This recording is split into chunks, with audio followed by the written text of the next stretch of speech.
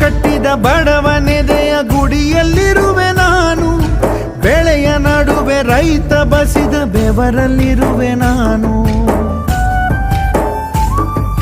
ಕೆಲಸ ನಿನದೆ ಫಲವು ನಿನದೆ ಛಲದ ಒಡೆಯ ನೀನು. ಇದನ್ನು ಮರೆತು ನನಗೆ ನಮಿಸಿ ಶ್ರಮವ ಪಡುವೆ ನೀನು. ಬಿಡು ಮತಗಳ ಜಗಳ, ಇದೇ ಕೆಲಸವು ಬಹಳ. ನನ್ನ ಒಲಿಸಲು ಮರುಳ, ಇರೋ ಮಾರ್ಗವು ಸರಳ. ನನ್ನ